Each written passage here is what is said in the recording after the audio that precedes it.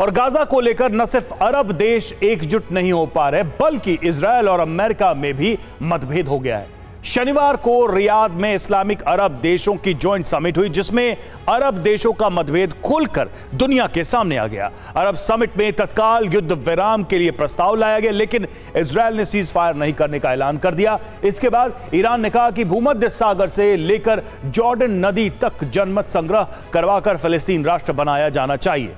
तो सवाल यही है कि क्या अब इजरायल, गाजा और फिलिस्तीन में रेफरेंडम होने जा रहा है? क्या गाजा युद्ध का यही एकमात्र हल है?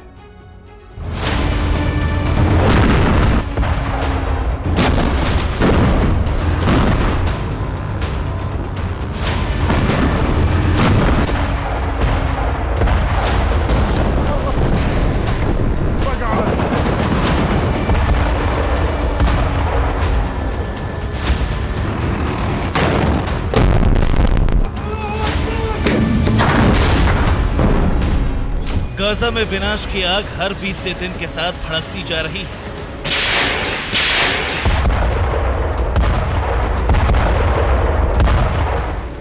गाजा में आघात और प्रतिघात बढ़ता ही जा रहा है। इसमें बहुत बड़ा रक्तपात होता जा रहा है। दुनिया के कई देश इजराइल और अमेरिका से युद्ध विराम की अपील कर रहे हैं, लेकिन नेतन्याहू सेना पर इसका कोई असर नहीं हो रहा।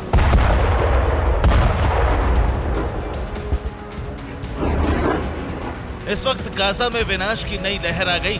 पिछले 24 घंटे के अंदर इजराइल और हमास में बहुत ही विध्वंसक जंग।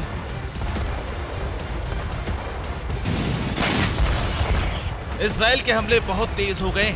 आईडीएफ न सिर्फ गाजा में सुरंगी युद्ध लड़ रही, बल्कि आसमान से भी बारूद की वर्षा हो रही।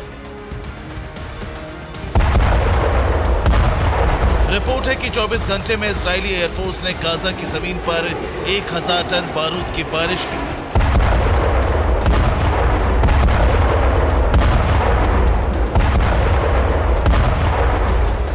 इजराइल ने बीती रात हवाई हमला कर हमास के 11 पोस्ट को तबाह कर दिया।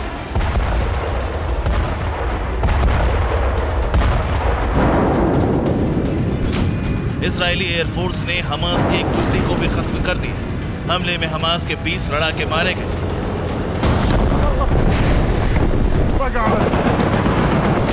बीट हैनून में आईडीएफ ने हमास के हथियार गोदाम को बमबारी कर तबाह कर दिया। गाजा में इजराइल ने मिसाइल दागकर हमास के कमांड पोस्ट को भी मलबे में बदल दिया। इजराइल ने शिफा अस्पताल के पास मौजूद हमास के ठिकाने को तहस नहस कर दिया। आईडीएफ ने हमास के एंटी टैंक मिसाइल शेल को भी मरकोवा टैंक से ध्वस्त कर दिया।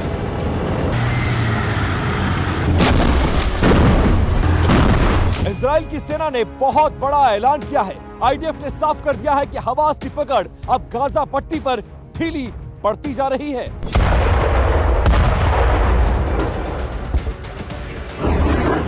इजरायली सेना ने यह भी ऐलान कर दिया है कि उसका ऑपरेशन तभी रुकेगा जब हमास का वजूद मिट जाएगा।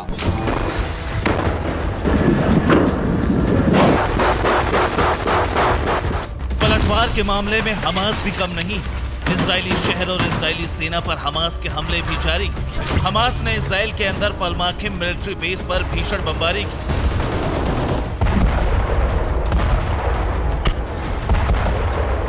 हमास ने 48 घंटे के अंदर इजराइल के 25 सैन्य वाहनों को तबाह कर दिया। अल तवाम और बैत हैनून में आईडीएफ और हमास के बीच आमने सामने की जंग चल रही है। हमास के हमलों में 24 घंटे के अंदर इजराइल के 5 सैनिक मारे गए।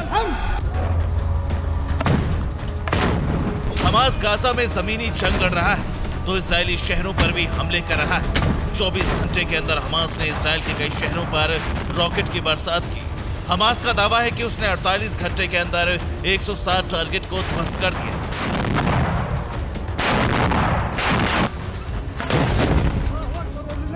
इजराइल पर दूसरे संगठन भी लगातार हमला कर रहे हैं। कुद्स ब्रिगेड ने ऐलान किया है कि उसने इजराइल के हेरोन एयरक्राफ्ट को मार गिराया है।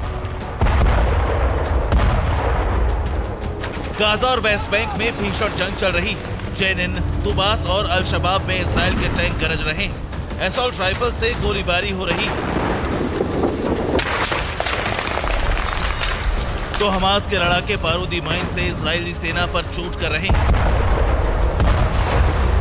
गाजा में इस वक्त जो जंग चल रही है उसमें न सिर्फ हमास का खात्मा होता जा रहा है बल्कि गाजा का वजूद भी मिट रहा है। गाजा में महाविनाश इसलिए हो रहा है क्योंकि अरब और मुस्लिम देश अब तक एकजुट नहीं हो सके।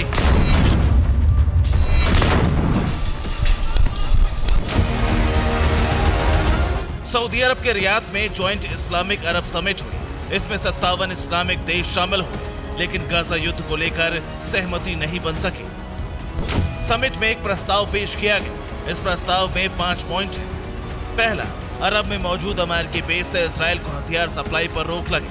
दूसरा, अरब देश इजराइल से सभी तरह के रिश्तों को खत्म करेंगे। तीसरा, अरब देश तेल के जरिए युद्ध विराम का दबाव बनाएंगे। चौथा, अरब के एयर स्पेस में ईरान की उड़ान बंद की जाएगी। पांचवा, अरब देशों की कमेटी बनाई जाएगी जो अमेरिका और यूरोपीय देशों का दौरा करे और युद्ध विराम का दबाव बनाए।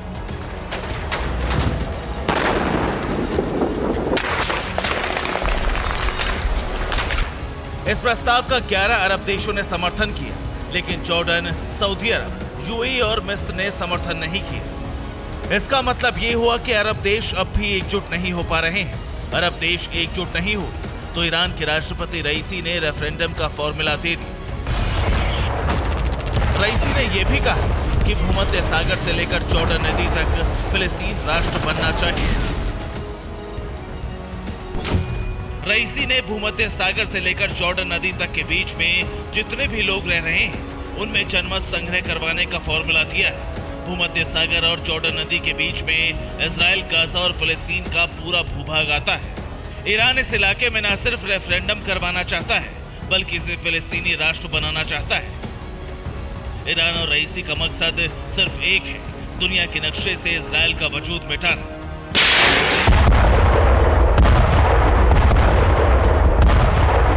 इजराइल और अमेरिका ईरान के इस सपने को पूरा होने देंगे, इसकी संभावना बहुत कम है।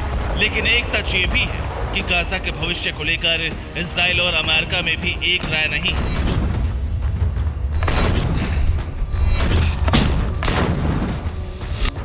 इजराइल गाजा पर आईडीएफ का पूरा कंट्रोल चाहता है, जबकि अमेरिका गाजा और वेस्ट बैंक में फिलिस्तीनी प्रशासन की सरकार चाहता है। तो सवाल यही है कि गाजा और फिलिस्तीन का क्या होगा, इसका अस्तित्व रहेगा या नहीं? अगर रहेगा तो उसका आकार और प्रकार क्या होगा? ये वो सवाल है जिसका जवाब फिलहाल किसी के पास नहीं है।